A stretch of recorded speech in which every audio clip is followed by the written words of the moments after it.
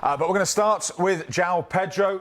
He's one of the names at the moment being linked with a move. Mark, bring us up to date. Where are we with this one? Chelsea joining the party? Yeah, absolutely. Well, Friday was where it all kicked off because we reported on Sky Sports News and the Transfer Show on Friday evening that Brighton and Hove Albion had rejected 2 offers, both in excess of £50 million for Joao Pedro. We know that one of them was from Newcastle. The other was an unnamed club. We now know that club was Chelsea.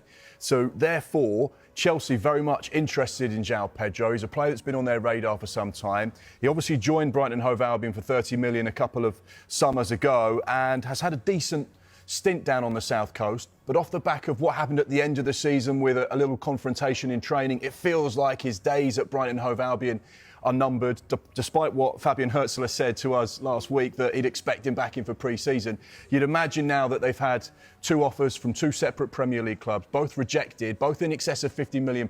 We understand Brighton are looking for around 60 million or thereabouts. You think the gap's not that big and that this is a deal that might happen, but it certainly is all pointing towards Chelsea now.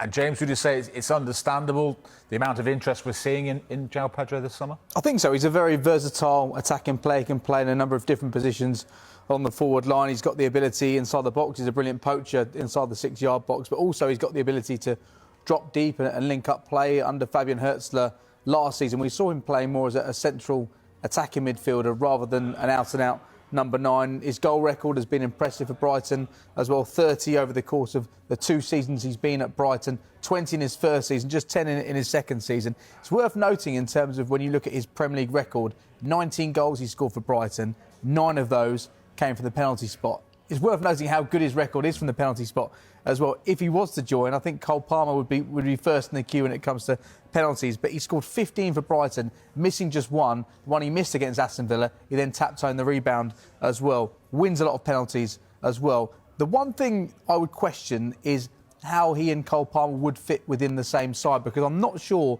that Enzo Maresca would play him as an out-and-out striker, as we've seen with Nicholas Jackson and with Liam Delap over the course of the last few weeks, because you could see Palmer and Joao Pedro wanting to dominate in similar areas of the pitch, wanting to drop deep, pick up the ball, create the assists, link up play.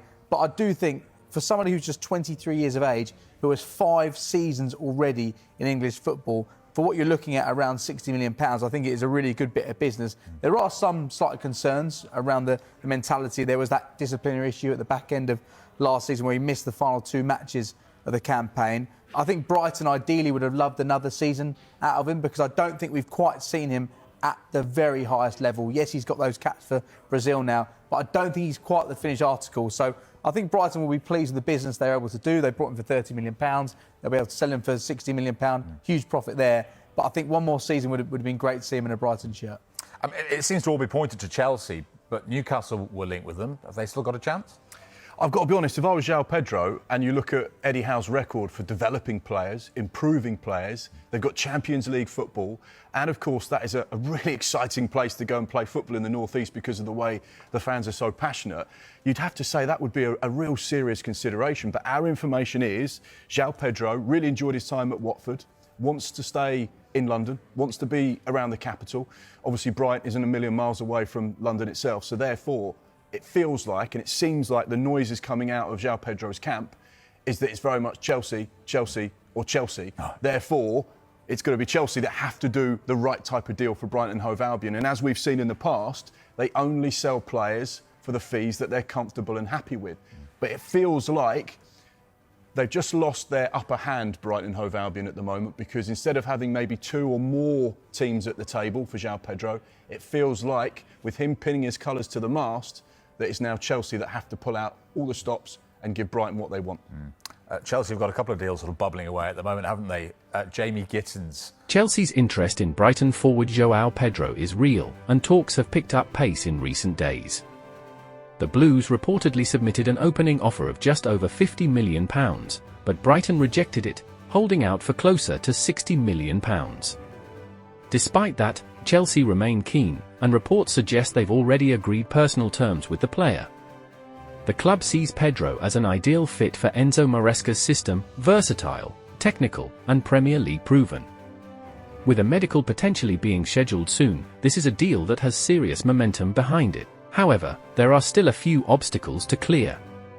Brighton are not under pressure to sell and are happy to keep Pedro unless their valuation is fully met. There's also competition from Newcastle United, who have shown strong interest and could still re-enter the race. Pedro himself is reportedly asking for guarantees of a starting role, which could complicate things given Chelsea's crowded forward line, especially with Liam Delap and Nicholas Jackson already in the squad. This means Chelsea must balance meeting Brighton's demands while also convincing the player he'll play a central role. At this point, the chances of Chelsea signing Joao Pedro look promising but not guaranteed. If they're willing to meet Brighton's asking price and offer Pedro the kind of role he's seeking, the move could be finalised quickly. But delays or hesitation could open the door for rivals to swoop in.